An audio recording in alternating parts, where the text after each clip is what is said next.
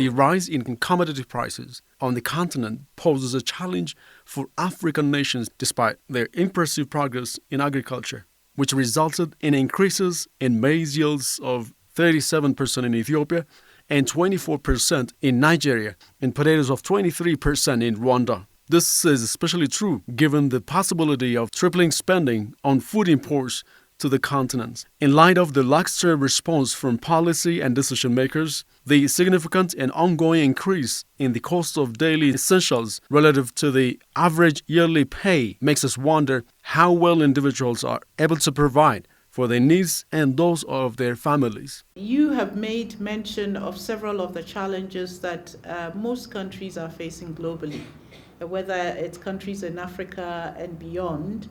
The COVID impacted several economies, including the Ethiopian economy.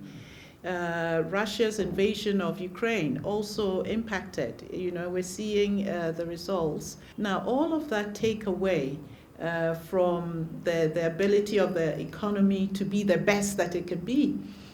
So I think, yes, there are economic challenges. This doesn't mean that there's no growth at all. According to surveys, inflation in African nations like that of Ghana, Nigeria, South Africa, and Kenya would be greater than anticipated. Ghana experienced the fastest rate of price inflation in 19 years, and Nigeria, the largest economy in Africa, saw its level of inflation rise to its highest level in 17 years.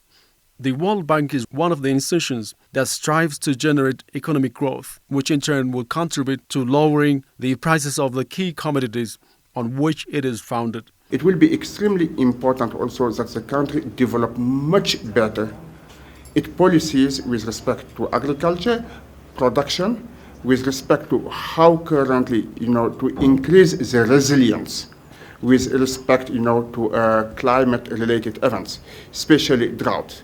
So better water management, better production, but also developing better infrastructure. And this is also where promoting a much more vibrant private sector, both domestic but also FDIs, will be extremely important. So those are agendas where we believe that it can also contribute to the drivers of growth. One of the solutions to the problems the continent is facing was mentioned by Victoria Kwakwa, Regional Vice President of the World Bank for Eastern and South Africa. Here's the take.